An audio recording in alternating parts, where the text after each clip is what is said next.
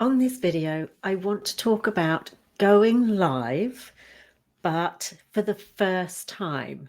So if you're scared about going live, if you've got some real hang-ups about pressing that button and getting on there, sticking your face out, then here is going to be a video that is for you. I'm going to share my story and how it was for me before I got started and when I got started.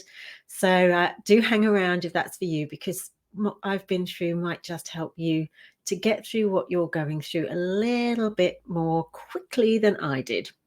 If you've not met before, I'm Lucy. I help female business builders to expand their team and grow their online skills.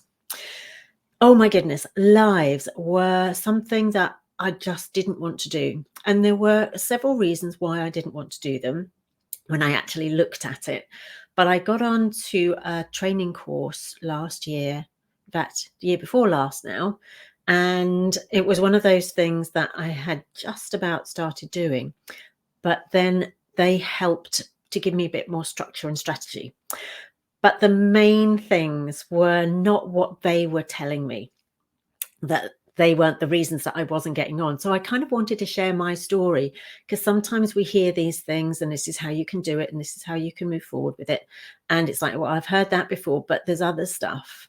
So I think for me and for a lot of other people, because I've heard through this training that I'm going through with others, that they felt or feel the same way. And one of the reasons is that I didn't feel like I had something that was valuable to share. Didn't feel like anybody would be interested in hearing my story. Didn't feel like there would be people out there that would get value, because I felt like everybody else could do it. It was just me, right? It was only me that wasn't going live. Everybody else, the whole world was going live and everybody else loved it. Wrong. So we can kind of put ourselves in that position. That's certainly where I was positioning myself. Everybody else has got this. I'm the only one that hasn't. So that they were the first couple of things. The other thing is that if I turn that around, people are actually curious about you. They want to know your story. They want to know your struggles. They want to know your triumphs. They want to know what's gone on in your life. And as you speak and share your stuff, people get to know you a whole lot better. So if you think about somebody that you've never met before, but you see them on lives, you see them on YouTube, you kind of feel like you've met them. Now, I follow somebody on YouTube that lives in Australia, and I feel like I know him, but he doesn't know me from Adam. But it's because he goes live on YouTube, not live, but he does tutorials, so it is live. And the other thing is that what he is sharing, or what anybody is sharing, is relatable. So what you have to share, what I knew I had to share then, would be relatable to the audience that was listening in. So here are some things, the way that I got started.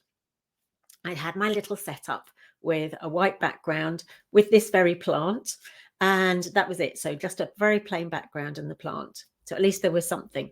Something. I had my iPhone, and the first thing I needed to learn was where the live button was. So this was one of the things that was stopping me. I didn't know where the live button was, and I didn't know when I pressed live, how soon that would start. And I didn't know how to stop it at the end. So two things, really, really basic, but they were stopping me from doing it. And another thing was, it was people's opinions, how people judge you, because we're all judged, right? And the end of the day, what I have to understand, and what we all need to understand, is we're always going to be judged. Whatever we do, some people will like it, some people won't. Some people will get value, some people won't. So whatever you do, you're going to be judged. So do what you feel is going to be right, what you feel is good for you moving forward in your business. The way I started to practice lives, because this is what I needed to do. I needed to do a practice so that I could understand the little basic things. So I had a group actually with 2 people on, myself and a team member. And it was an old Facebook group. and I knew she wouldn't see what I was doing on there. So I did my very first live into that group. And it was while I was walking the dog, again on my phone, was out walking the dog. I just did the live so that I could, it was like 30 seconds, if that.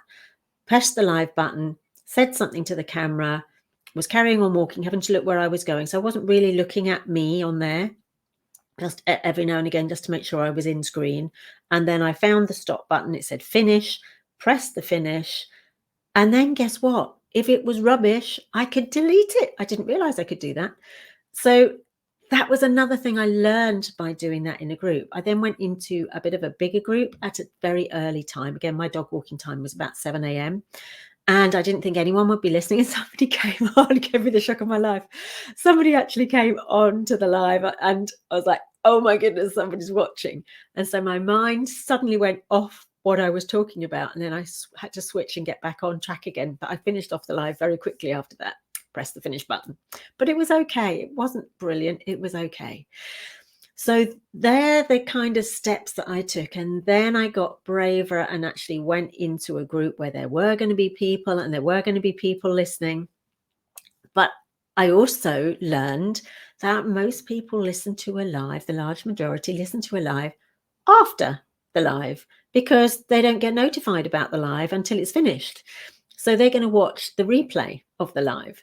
So even to start with, there was nobody on my lives. So I didn't need to worry about somebody judge me as I was speaking. I didn't need to worry about replying and responding to people, and only responding to people anyway when they make a comment. Not, some people want to just sit there and just listen and not let everybody else know that they're there. So unless somebody actually comments, I wasn't going to comment back anyway. So yeah, so those were the things that stopped me. That was the way I started to move forward. So I do hope that this helps you. And if you're a stuck live person and you're not going down that scary avenue, that you can actually start to look down that avenue and think, okay, maybe I can do this if I do it in the way that Lucy did. So have an absolutely awesome day and go live. Actually, I love them now. I really love them. So take care. Bye for now.